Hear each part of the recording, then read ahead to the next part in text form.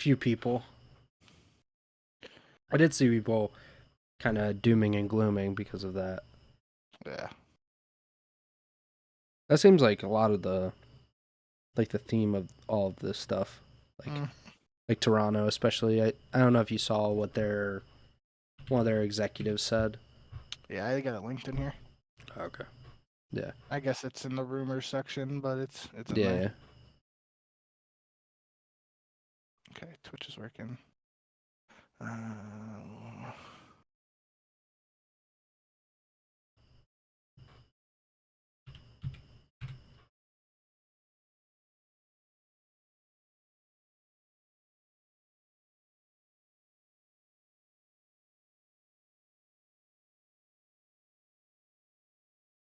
Twitch.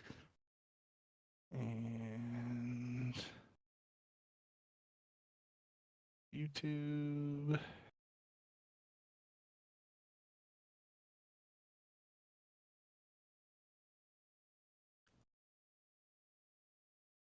Testing. God, this delay on YouTube is crazy for me. Yeah.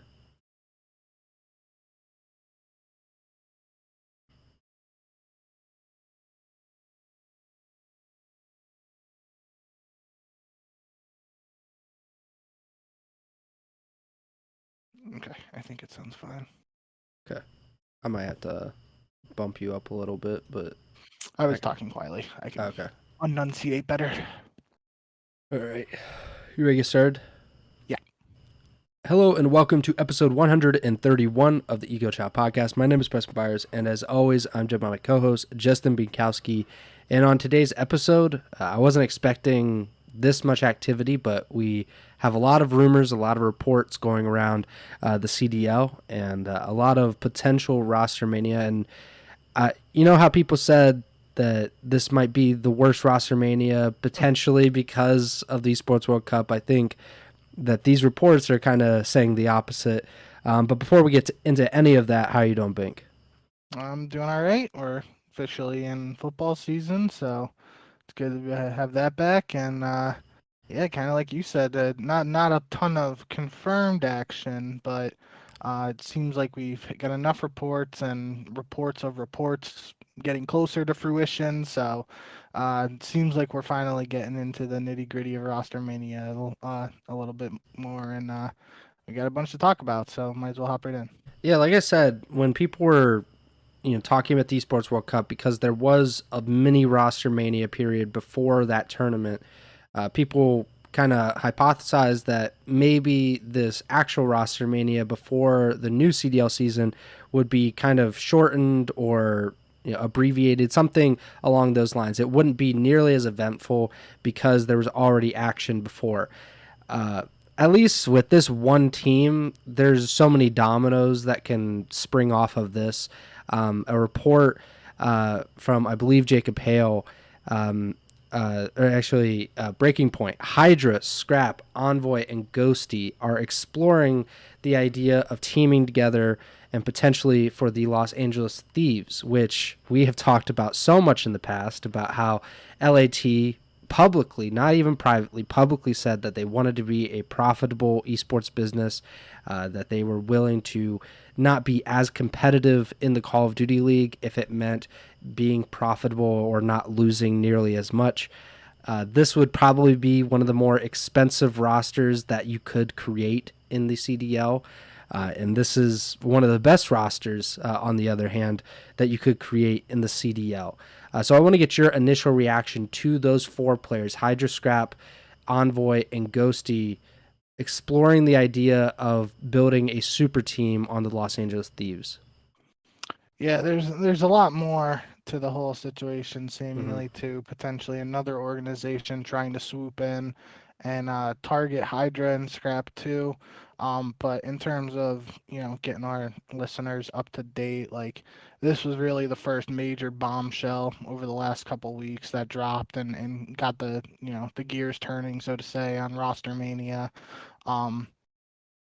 Just the thought of Hydra or Scrap, like one of them being a quote unquote free agent or just like available for acquisition, however you want to phrase it. Just one of them potentially being available in this offseason would have been like a major domino to fall that just triggered a whole bunch of stuff. Both of them potentially being on the move, and not only on the move, but potentially going to the same place and teaming together. That's just like, that out of respect for Adrian Wojnarowski retiring, that's as close to a Woj bomb as we've seen in a while. So, um, yeah, I mean, the when the initial report dropped, I was very skeptical simply because of everything we've talked about and heard over the last couple of years about 100 Thieves and LA Thieves as an organization trying to be profitable, cutting costs this last season. And when you think about it even more, like 2022 they win the world championship, have their 2023 roster is that 2022 team of Kenny, Envoy, Draza, and Octane. Obviously, Octane retires, but they move on from those other three parts of the World Championship winning roster to seemingly rebuild and have a cheaper roster. And then only 1 year after that, it seems like they're potentially exploring going back to spending a ton because we haven't heard specific numbers in any of these reports of what the buyouts would be or what the contracts or salaries would be, but it is just everyone's assumption that especially Hydra and Scrap would be very expensive players to acquire from a buyout standpoint and be able to salary on your team. um so it seems like I would, Nadeshot's gone on stream a couple times since these reports come out and has said, don't get too excited because, these leaks like put me in a position where if it doesn't happen, like everyone's going to be upset with me, all this stuff. And like, on once, if it is confirmed and this move happens for 100 Thieves as a roster, I will really look forward to hearing what Nadeshot or, the organization has to say about its outlook on spending in esports, all that stuff. So that's one aspect of it that I'm interested in. But just, yeah, on paper for a roster, this is immediately a top three roster in the game in my eyes. Um, the one thing that I feel like some people will um, not be super enthused by the Envoy aspect of the roster just because he seemed to have a bit of a down year this past season, at least statistically speaking.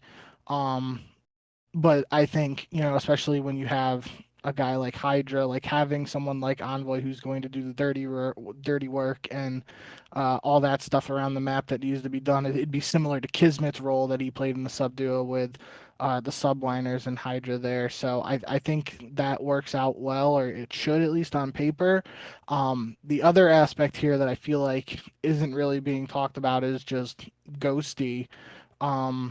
We really talked. I mean, before last season, when he was in Challengers, he's dropping massive KD numbers, goes on OpTic, and he just didn't have to be that guy for OpTic. He got to be the guy who, he could make the winning plays. He just had the superstars around him, and he didn't have to go out and drop a 1.4.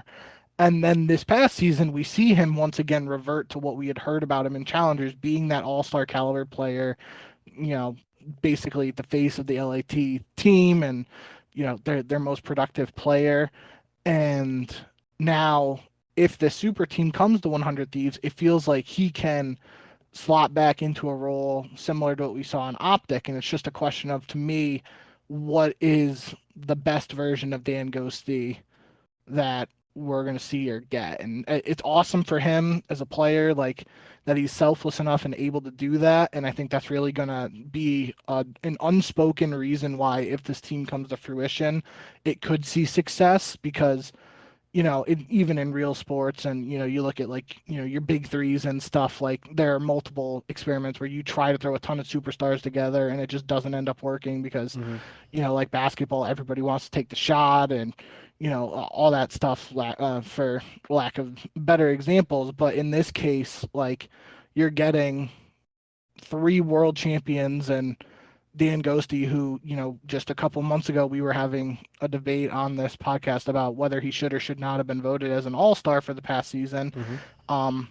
It's a super talented roster put together, but that's where obviously another question would be, how will Scrap and Hydra work together? That I just think they're super talented and they'd be able to figure it out. But at the same time, yeah, I think Ghosty is that interesting piece here.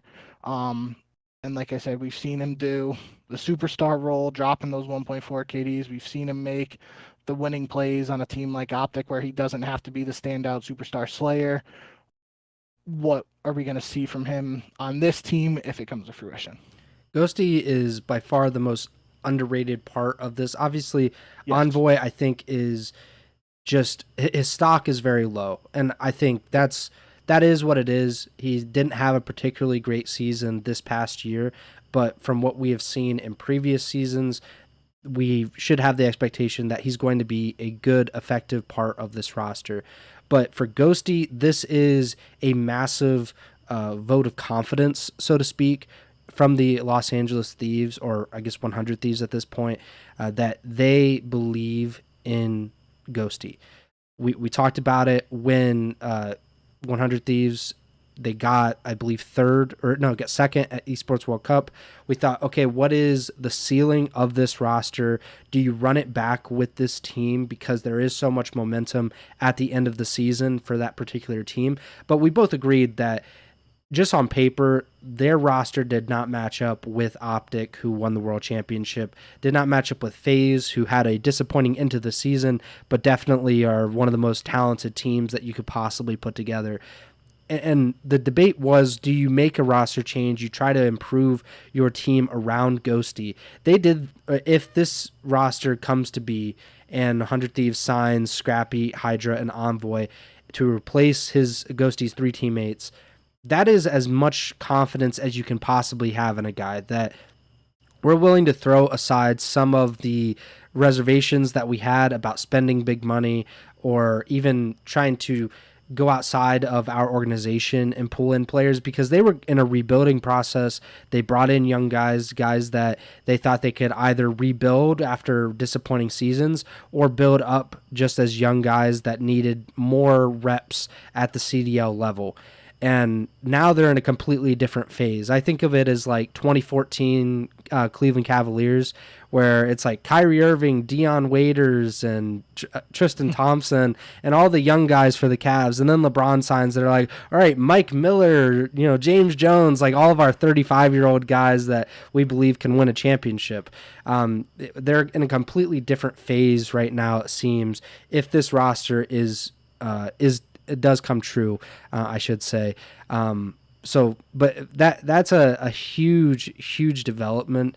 And I think this roster could have so many different domino effects because it's affecting so many different teams. You have obviously Scrappy and Envoy that would be coming from Toronto, and we'll get to it in a minute, but their owner talking about kind of the financial impact of that. And Hydra, of course, coming from C9 or New York. And 2 years ago, they win, or a year ago, they win the World Championship. They make a roster change between seasons, which is very rare. And now it looks like that team is obliterated. It doesn't seem like that team can actually have a path forward. And I don't know what to really say about that. I did see, I don't know if you saw, but Jack he went on Reddit and he said, it's been a complex offseason. I plan to fully keep the roster for next year, but the players have asked for changes. I'm doing my best to accommodate their asks while building a team of players that want to play together. I'm not looking to make a cash grab, and I am willing to spend. I'm not going to force players to play where they don't want to be. And he said another comment, my first move is fully run it back with the same roster. My second move has been to support the players and coaches. It has been very complex and difficult to achieve those goals. Another part of this was D-Real announcing that he was open to new possibilities and new opportunities. This report from Jacob Hale was that Sender, who had been part of the New York coaching staff the last few seasons. He would be targeted as the new coach for this 100 Thieves roster, replacing JCap, who had announced his departure from the organization earlier this offseason. So many moving parts. Just to hone in on that New York Cloud9 front, what do you think is the path forward for them? Because losing your best player, and not just your best player, but literally one of, if not the best player in the world, that completely changes what you're doing. Kind of on an opposite level as 100 Thieves. They believed in Ghosty so much that they're like, all right, let's go and try to compete. Losing Hydra for New York or Cloud9, that has to make them think, okay, we have to rebuild, right? I don't know, what would, if you were the GM of Cloud9 or you were Jack, what are you doing now that it looks like your best player is leaving? Yeah, I mean, it's definitely a tricky situation. I saw a lot of comments of like, uh, people basically saying like, if C9 was gonna let Hydra go, why didn't they take the spot of another team that didn't have these players, like stuff like that. And it's like it feels like this is something that just kind of happened in the off season where seemingly Hydra didn't want to play with these guys anymore, and now he's like making moves elsewhere. And um, throughout Cloud9's history, at least my understanding, and in other esports and stuff, it feels like C9 Jack has been a very player-oriented owner and CEO, and willing to, move on from players. The big example, I'm pretty sure I mentioned this last time or one of our last episodes, was Perks for C9. They gave him like a $6 million contract. To come over to North America from Europe, and it was like a 2 or 3 year deal, I believe, and he only ended up playing 1 year for C9. It was like, I'm homesick, I want to go back to Europe, and I obviously don't know the terms of the contract and it ending and whatnot, but Jack, allowed him to go back to Europe and wasn't like, no, you signed a contract, you're staying here against your will, sort of thing. So, um, feels like C9 is in a tough position because of this Hydra decision. Um, Jack saying he's willing to spend is interesting. It's just a question of, with guys like Hydra and Scrap moving on, and potentially looking at other opportunities, like who is there for C9 to spend on. Um, One potential name that comes to mind for me, not necessarily at the caliber of player of Hydra or Scrap yet, but someone like Gwyn. We've heard the reports earlier this offseason of potentially Carolina, uh, Royal Ravens looking to exit the CDL or sell its spot, and there were names like Fnatic and Gen G being thrown around as being interested in acquiring a CDL spot. Um, if that's possible, it could be, a way, if C9 is willing to spend, that they get, the reigning rookie of the year from Carolina, and uh, the Royal Ravens organization gets a little bit of money back before exiting. That could be one potential avenue. The other name that it seems like he's most likely not coming back, but Sib. Haven't heard a ton of what's going on with Sib since he announced that he's a restricted free agent, but then it's a question of, was like Sib and Hydra having issues and they didn't want to play together, or was it Sib clashing with Kismet and Skies, who are still on C9? Because if that's the case, then he's most likely not going back. So C9 is in that spot where, Jack's saying he's willing to spend. It's just a question of, if Scrap and Hydra do go to another team together, who is there for C9 to spend on? It would be interesting to see what they were able to make happen, but it very well could be a scenario where they have to enter a little bit of a rebuild. And, if they're also in a position where, D-Real is gone, if Sender leaves too, going to be looking for a coach slash GM, like obviously, Jack isn't necessarily, he's been in COD before, but he's not like the guy right now who I would expect to be like heavily scouting challengers players and be like, oh, this is the next up and comer, I'm going to grab him, right? Mm-hmm. So it's an interesting position for New York slash C9 to be in, especially, pretty exciting time for C9 fans to have them come in and enter the CDL, return to competitive Call of Duty, and now all this off-season stuff. It's like, we're potentially in a position where they enter the league with grabbing a top four roster, and now they could be middle of the pack team if they, depending on who they're able to sign. Welcome to COD C9. This is how it works.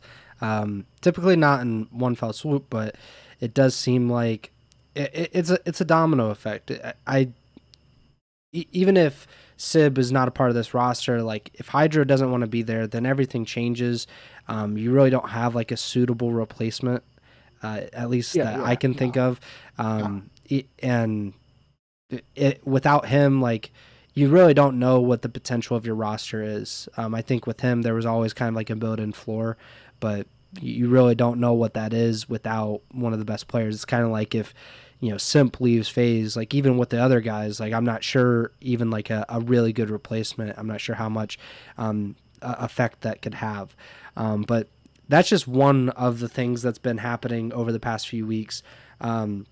Another one was Gentlemates potentially acquiring Los Angeles Guerrillas spot. Of course, Gentlemates, as we talked about, I believe, before the Esports World Cup, that's Gotaga's organization. Gotaga, one of the more famous, probably the most famous French Call of Duty player, definitely, I think, the most popular historically.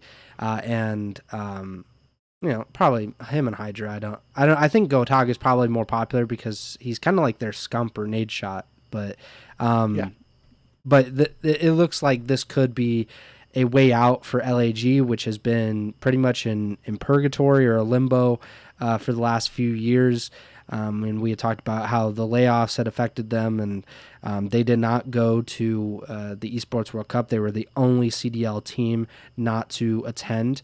But Gentlemates appears like they could be coming into the CDL. What do you think about that? This potential new organization coming in and making a splash, I guess. I don't know if they have any plans to be more than the LA Guerrillas, because they were at times kind of hit or miss on their roster stuff.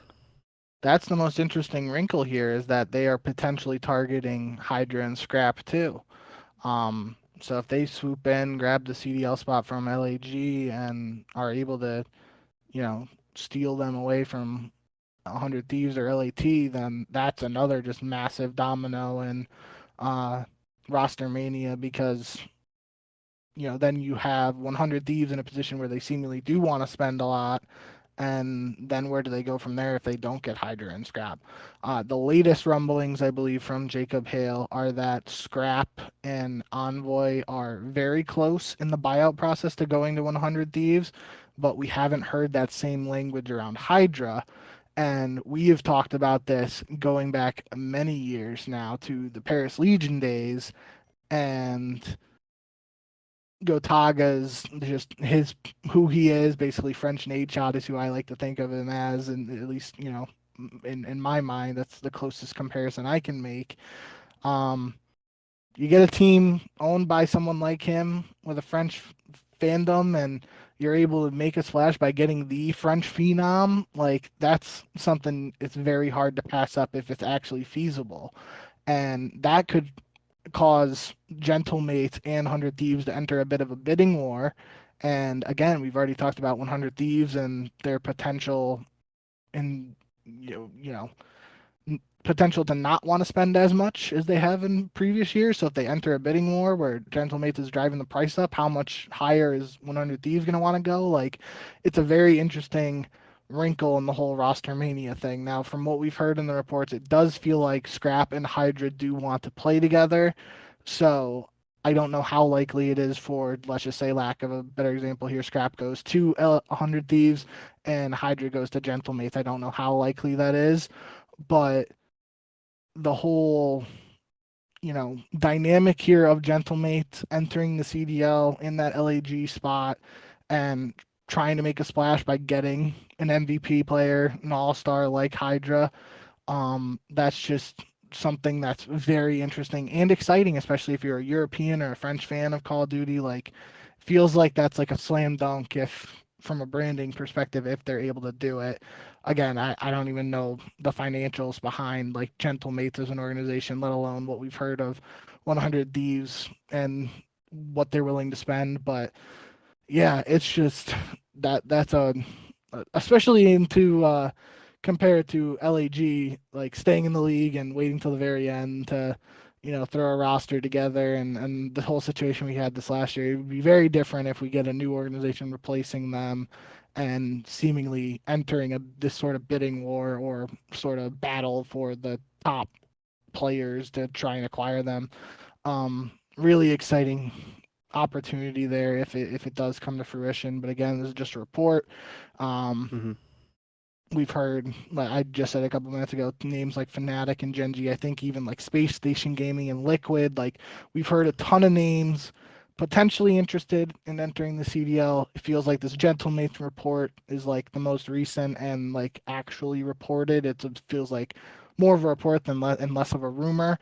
But again, none of it's confirmed, so we're gonna have to wait and see how it shakes out. But really interesting development, and it could throw a wrinkle in the plans for this 100 Thieves super team that's also seemingly in the works. This is just another part of the theme, and I mentioned this before we went live with the show, that the theme of the off season really seems to be like how much are you dedicated financially to what you're doing? And this is on like a CDL level. This is on like the individual teams. How much are you willing to spend, and who's going to be like the most all in with the money? So, you have teams that in the past, like the Las Vegas Legion, rest in peace. The LAG was kind of, like I said, hit or miss. Like they offered those 2-year contracts after, they went to like Spart and Arcides, or I think there were 3-year contracts, excuse me.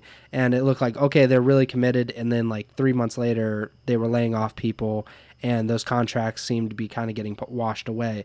So there were teams that were definitely kind of all in, wanted to spend kind of big to hopefully win big. And then there were organizations that did not want to do that. And we had the haves and have-nots. And it seems like that is changing. Those teams are changing. You get gentlemates who could come in and they could maybe make some splash signings and really change the dynamic. And then you have Toronto, who I would consider has been kind of a big spender, at least more recently. They brought in Envoy. They got some big name free agents and have developed players well, but they've kept together an all-star roster, so to speak. But that seems like that is also changing because Adamau, I'm not sure how to say his last name. Apologies if I just butchered that, but he is the CEO of Overactive Media, which owns the Toronto Ultra and the Defiant and the Overwatch League and KOI, I think, and Mad Lions and all that stuff. But he said on Twitter, there's been a lot of speculation, but I'm not going to confirm or deny anything right now. For the CDL, we simply can't sustain the contracts we have. They were made under different circumstances in the prior CDL model, and the best path forward is to reset and let everyone explore their options. He goes on to say, we lowered buyouts dramatically to give them the freedom to choose their next steps, and many have already done so. He said, it's kind of challenging to be in Canada, higher taxes, and, the Toronto Raptors, when they were definitely an expansion team, have dealt with that in the past. But he says, for those disappointed by changes in the roster, I ask that you trust us. Over 6 years, we've delivered unforgettable moments, and we learned that giving players flexibility is key to long-term success. So I think that's really interesting that they have lowered their buyouts to help facilitate these moves. That might help a team like 100 Thieves in theory if they're trying to get 2 of Toronto's players on their team, 2 players that you would expect to generate high buyouts with Scrappy and Envoy. I think that's a good move. That's a ethically good move to help out players to find a better solution or find a better place for them. And I want to get your thoughts in general about that, about a team like Toronto. And this was something that we thought was happening with 100 Thieves. It did happen for maybe a season where they're saying we're going to scale back. We're going to be more responsible with our money. What do you think about Toronto choosing to do that at this point?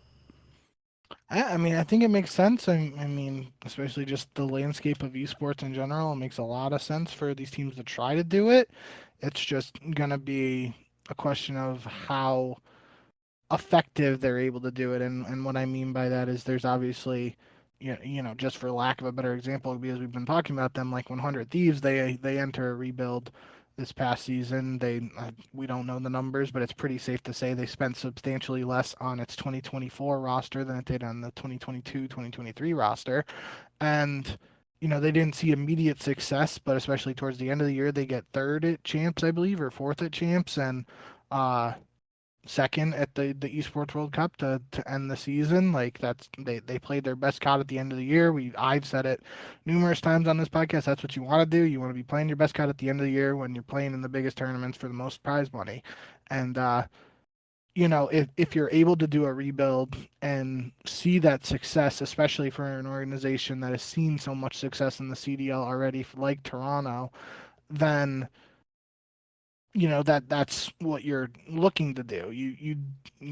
For a team like Toronto, they don't want to enter a rebuild and just come in last place this year, because that would be a dramatic step back for the organization, results wise and fan wise and all that stuff. But for Toronto in particular, that we've already seen, like, from the very inception of the CDL, they were, like, I'm pretty sure the only team to do the 10-man roster at the start when it was 5v5, and they were like, we've talked about it on the pod before about teams potentially getting to a point where they have like academy teams, and they're able to scrim against each other and all that stuff, and like they really seemingly fully bought into that, and they were using their quote unquote academy team, or their B squad, whatever you want to call it, during that MW 2019 season, and bringing multiple players up. Someone like Kleenex, who Kleenex might have started the first season in the starting roster. I don't know if he did. But Honestly, anyway, cannot remember. I know it was the two. It was Lucky Metals were in there with Looney, Methods, and Classic, I want to say. So I don't think Kleenex did. But anyway, I lost my train of thought. Regardless, I just think overall, Toronto, we have seen them be successful in forming rosters, and even someone like Scrap, who was like on its academy team, and they funnel him up into the main roster. Someone like Hixie, who didn't have a massively long stint with the organization, but they saw immediate success when they were able to bring him in momentarily. I think Toronto will do just fine. It will be interesting to see if they're able to retain Insight and Kleenex. Obviously, especially for me, I think they have to hold on to Kleenex. I think he's a one-of-a-kind player and super talented, and it would be a massive mistake if they let him go. But obviously, with contracts, if he's asking for a very lucrative salary and whatnot, then it might make things interesting. But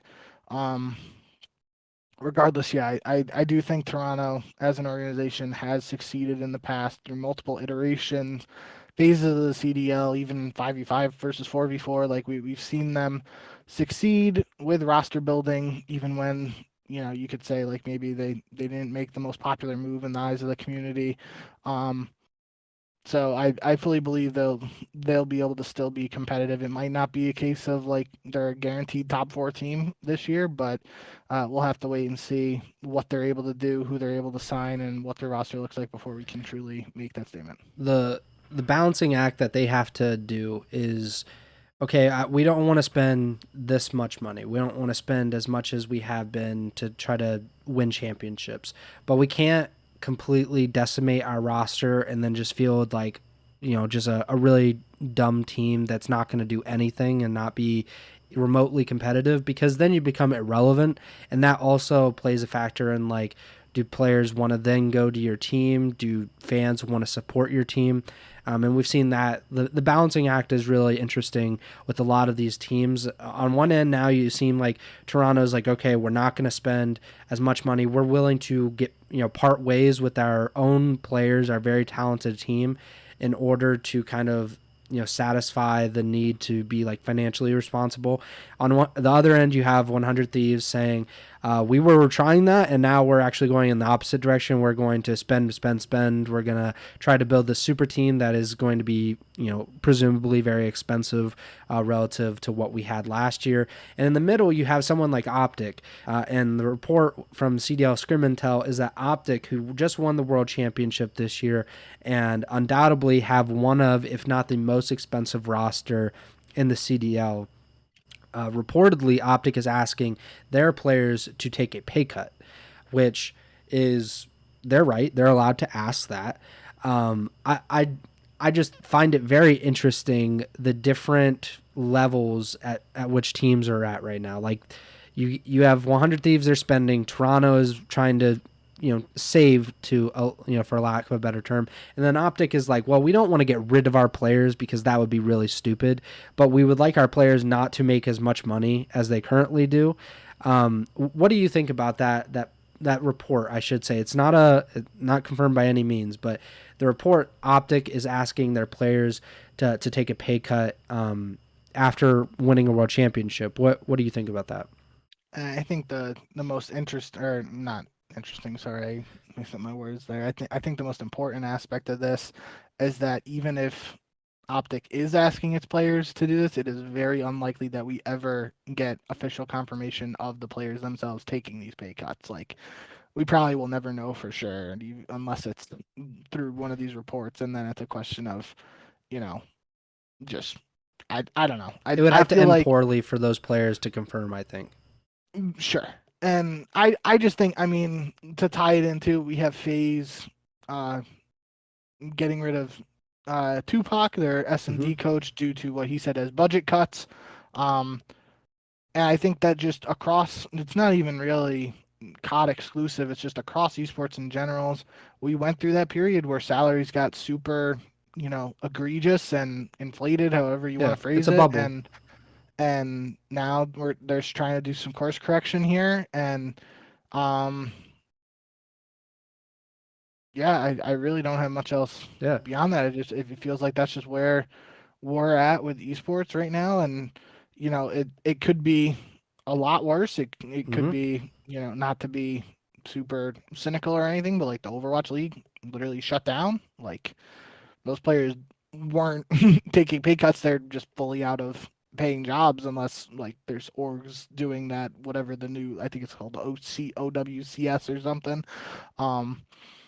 Obviously not an Overwatch expert, so I don't know how all that's going down and whatnot, but even in League of Legends, or seemingly seeing like we've talked about C9, there's reports right now of one of C9's players, Jojo Pune, who's potentially the highest paid player in North America. C9 seemingly looking to get out of his contract, but the term of the report was that he's been fired by C9. I'd never heard someone report that an org fired a player, but that's the verbiage that was used, and it's like he apparently had been excessively tardy and late over 40 times throughout this past League of Legends season. And it felt like to me, after hearing that in the video from I Will Dominate, who's a former League pro and a content creator, it felt like to me that that's what, like, there was the reports of Jojo Pune potentially being the highest paid player in North America, and it feels like C9 might be using this tardiness as a way to try and get out of the current contract with him and potentially change its deal. So it just feels like across esports right now, not only in COD, is they're trying to be some course correction on salaries and how much money teams are being spent, just because it's so hard for teams to seemingly bring in money through esports at this point. Yeah, it's a bubble. Like there's no other way to put it. It happens in a lot of industries. It probably happens in every industry at some point. But for esports, there was a bubble kind of building from 2017 or so. Like, it just felt like you're seeing more non-endemic brands. You're getting these franchise leagues, which are generating, we even seen in the CDL, $25-35 million per team, which we said at the time is ridiculous. None of these teams are worth $25-35 million. And, they didn't end up having to pay that, fortunately, I guess. But it was a bubble. It was people coming in, spending a lot of money, thinking that they were on the ground floor of a really lucrative business, that they were going to come in to esports and they were going to spend $30 million, but they were going to make $300 million and everything was going to be perfect. Turns out that's not the case. I think the pandemic had a lot to do with that. That definitely was like a literal needle just like popping it right there, saying like, actually there are no in-person events now, so any money that you were planning on making on these events not going to be happening. Media rights, we've talked about that in the past. That is another like part of the bubble of like who is going to be paying millions and millions and millions of dollars to the Call of Duty League to broadcast these matches. And some organizations and owners are more willing to take on whatever money that is, and potentially kind of cut off the potential of having more viewers on Twitch. They'd rather go to YouTube and make that money. So all of that is kind of part of just trying to make as much money as possible, which, it's a business, it's whatever, like that's how it is. But we've seen a lot in the last few weeks, unfortunately, people kind of losing their jobs because of these budget cuts or that bubble bursting and teams trying to restrict costs and all that.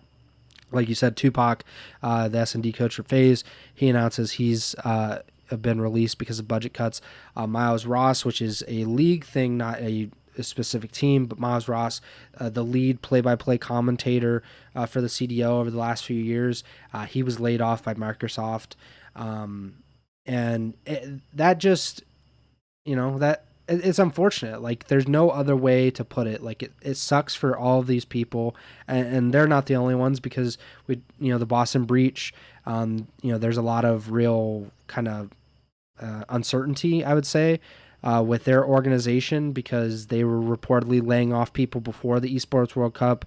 You obviously had the Los Angeles Gorillas. I'm not sure how many people were actually working for the Las Vegas Legion at the time, but you have to think about those people and how that transition is going from being the Legion to the Falcons and all of that. But it's like you said, it's not there's nothing that we can do. Like we've been supportive of the CDL. We've been talking about the CDL. I have several things of merch from the CDL. I've done my part. I didn't go to an event, but you did. So like this podcast at least has done our part, and the diehard fans have done our part. But it does seem like people are going to lose their jobs, and they're going to be pay cuts. The salaries across the league, I think, will, if not, I think they're already going down in general. But I think you will see something like OpTic, a team that has historically been known to spend a lot of money, that they're even like, okay, like this is like a lot. This is more than we can handle, or more than we want to handle at this point. And even though you just won a world championship, let's scale back a little bit in terms of that pay. And I don't think that's unreasonable to ask, because we're always pushing for longevity or security, something like stability. That was the word I was looking for. We're looking for stability in esports and in COD esports, and more reasonable salaries, I think, are expected. That's going to really piss off players, as it probably should, because those guys were coming up thinking, I'm going to make $500,000-$600,000, and then owners are like, actually, we want to be like way less than that. That would make me mad if I was accustomed to that. And you might see more players decide, hey, I'm going to be a streamer, or I'm going to be a content creator, or I'm going to do something else, rather than play for a lot less than I've been accustomed to. But that's just the way of esports. That's how it's going to work. I wouldn't be surprised if a CDL team tried to do what they're doing with that League of Legends player. Like, hey, you've been late to practice like a bunch of times. It says in your contract here that we don't have to pay you if you're late to practice. And I mean, that's stuff that I think every professional sports league goes through. But the CDL and a lot of esports leagues are not they're not unionized, so that makes them pretty susceptible to like mass like layoffs and salary suppression and stuff. So it's going to be interesting. But I think that's just how it works. I don't know if you had any thoughts about, Miles or more on Yeah. Tupac or any of that good stuff. No, I want to. You kind of mentioned Miles, and I think it was important to, you know, mention his situation now. The big thing here is that him saying his full time contract with Activision is up, which means his exclusivity with Call of Duty is ended. The important thing to note there is it doesn't necessarily mean Miles won't be casting the CDL next year. We don't know for sure that he will be, but we also it's not guaranteed that he won't be just because um, Activision could sign him to a contract for the season and he could be a contracted commentator instead of a full-time commentator. Also means for him he could get freelance opportunities for other esports, and Miles is a really funny, entertaining guy. Like he would be a natural for other broadcasts Yeah. and stuff in other esports. So could end up being a bit of a silver lining for him. In terms of other opportunities down the road. But that's what, to me, it was, after I heard the news, that was immediately reminded me of the Merc and Maven situation a couple Mm-hmm. years ago now. Maven, in the replies to Miles' tweet announcing this, was saying that it was very different situation because there was apparently just one person who wanted Merc and Maven gone. But Okay. regardless of what the specific details of both the situations are, obviously Merc and Maven are still around on a contract basis. Yeah. After being full time previously, and it means that Miles potentially will be too. If Miles does end up not getting an offer to commentate this next upcoming season, I think that'd be a massive missed opportunity for the league. Yeah.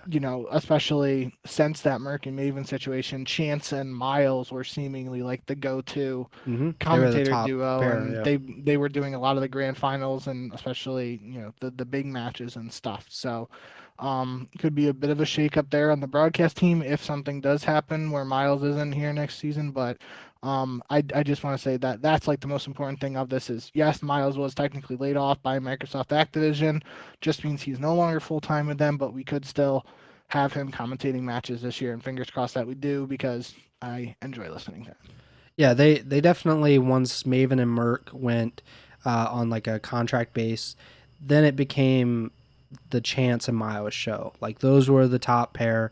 They were advertised as such. They got the grand finals, which Maven and Merc to that point had gotten. Maybe that'll change now if Miles is not a full time member. Maybe Activision will try, or Microsoft or whatever, will say, okay, let's pull someone else in. They're going to be they're our full time guys, so we're gonna make them the top pair. We'll see how it works out. But I would really like to see Miles continue to cast CDO matches. He's very good at what he does. But like you said, the silver lining, and I think he would be very good in other esports, it doesn't even really have to be esports. Like I think he'd just be good at hosting in general. And we've seen with Puckett, like Puckett is, I believe, on a freelance basis, but he was part of the CDL broadcast as well, returning after a few years away doing the Overwatch League, and Maven and Merc doing their thing, and that's just the way it's probably going to be headed, where there's less full-time people that are like contract exclusive to these big organizations. Like for Microsoft, like they can get most people if they want them, just based on like they can offer more money, but they don't necessarily want some of these people to be around all the time and pay them the benefits that requires, which is that's a very esports thing. Contract based work is very popular nowadays. But I would love to see Miles back. I think Miles and Chance have really gotten a lot better together over the last like 2 or 3 years as well, because they were kind of thrown together in some unusual circumstances originally, but they've done really well, and I would love to see them back for another season, but we'll see. Other stuff that we have not touched on yet, Toronto rumors right now, Insight and Kleenex potentially staying with the Toronto Ultra, according to CDL Scrim Intel.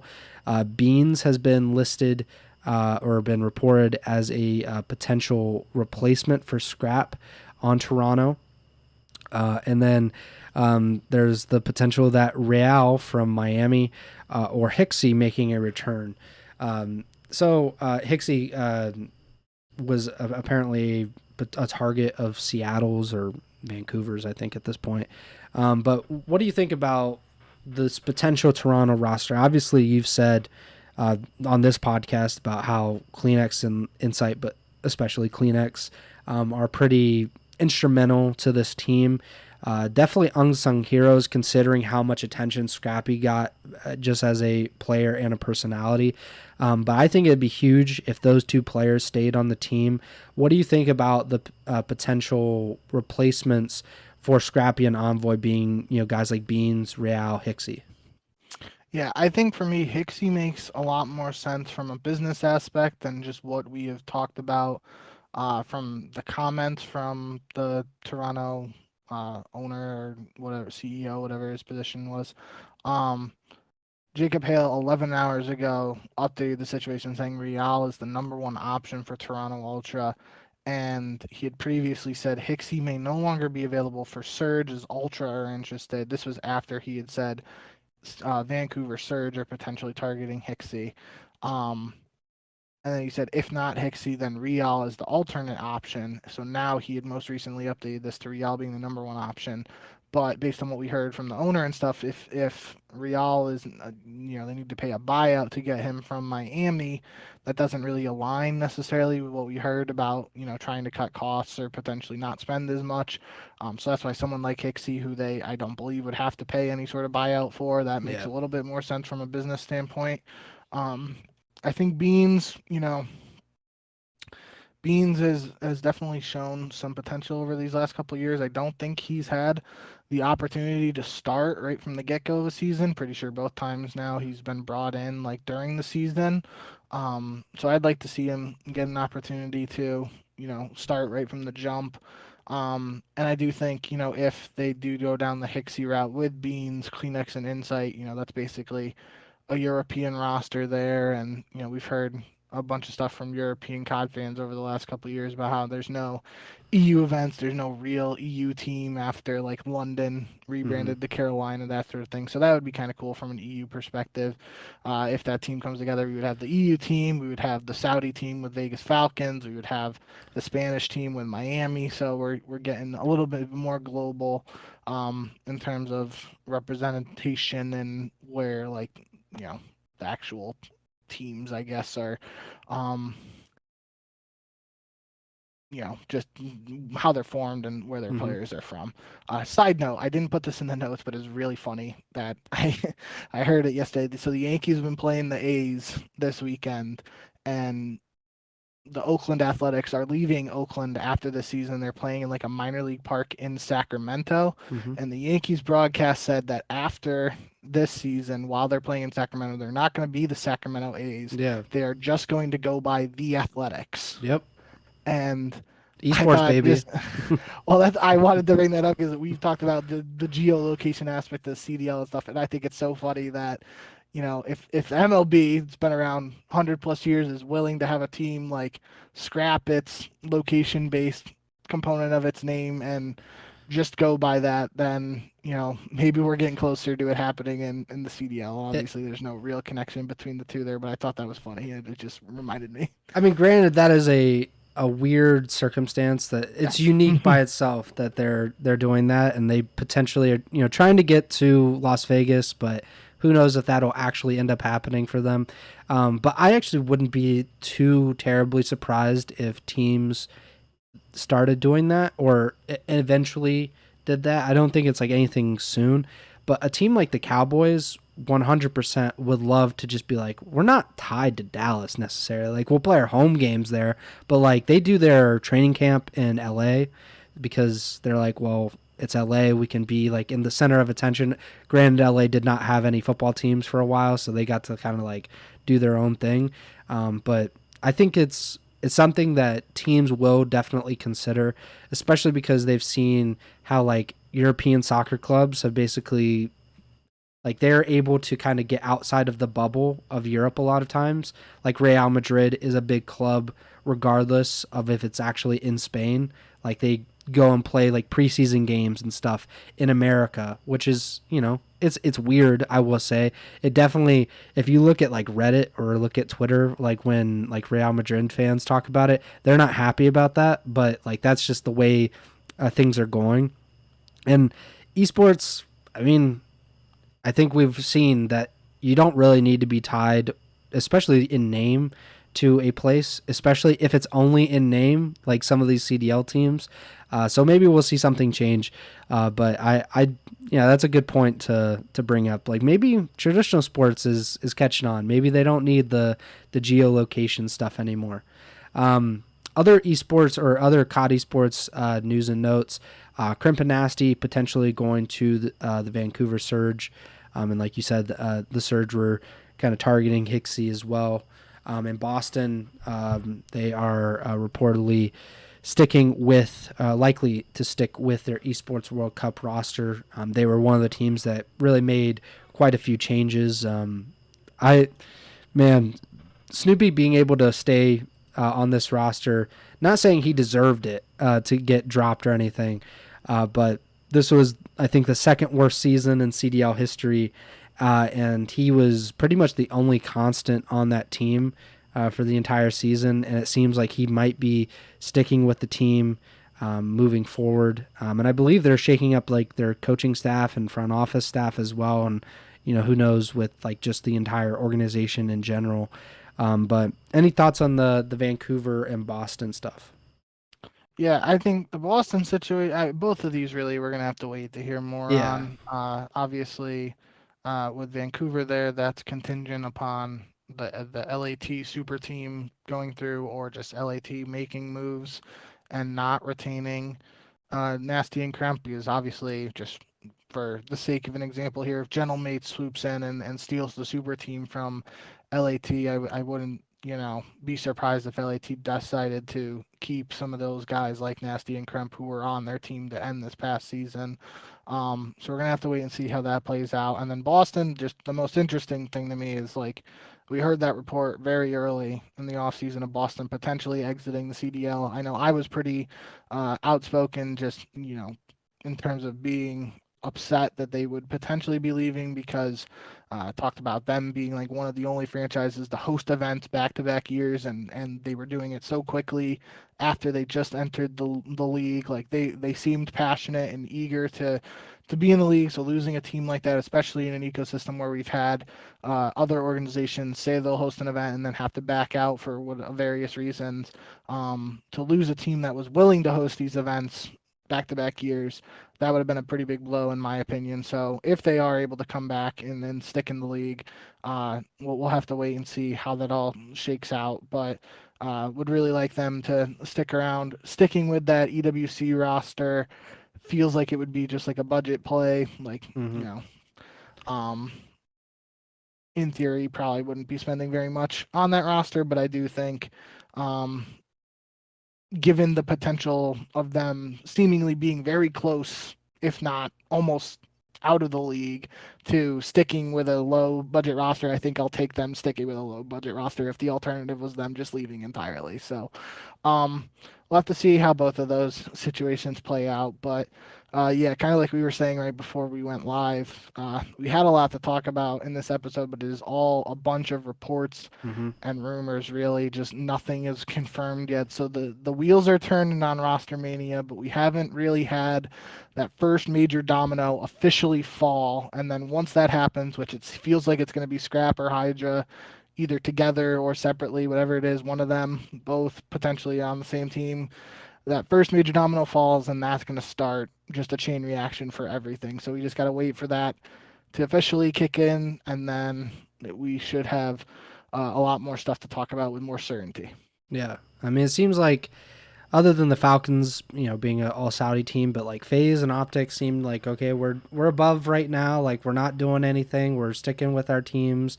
Yep. And then everyone else is like, all hands on deck. We are completely obliterating our team. Everybody, like, we're moving. We're get the moving trucks, and I mean, it's cool. Like, it's fun. But who knows when we'll actually get something like concrete to talk about, because we really, before, like, I don't know, Tuesday this week, really didn't have much to talk about over the past like few weeks, and then everything started happening all at once, which seems like that's the case with this roster mania. It's like there's nothing, and then a bunch, and then there's probably a little bit of period of nothing again, and we'll see how things work out and shake out, and how these rosters end up absolutely changing over the next probably week or two. But yeah, that's pretty much it for this episode. Make sure to like, subscribe, follow the podcast feed wherever you're listening and watching on. Make sure to give us a 5-star rating on Apple Podcasts. Follow us on Twitter at JBink with 2Ks, at Preston Byers, and at Ego Chall Podcast. Not sure when the next show will be, of course, off season. We're still playing it by ear, but we hope you guys enjoyed this episode, and we will be back hopefully soon to talk about more roster mania stuff and anything related to the Call of Duty League. But yeah, Bink, take it away. Yep. Thank you guys as always for all the support. Hopefully you enjoyed this episode, and sort of similar to previous years with us, it's a little more sporadic in the off season than our regular guaranteed weekly shows during the actual season. But like I was just saying a couple minutes ago, hopefully we get that first confirmed move, and then the wheels start really turning, and we'll have more to talk about from you guys. So stay tuned. Should be coming soon, and yeah, hopefully you'll be here when we're breaking it down for you. So thank you guys as always, and remember to send the chow.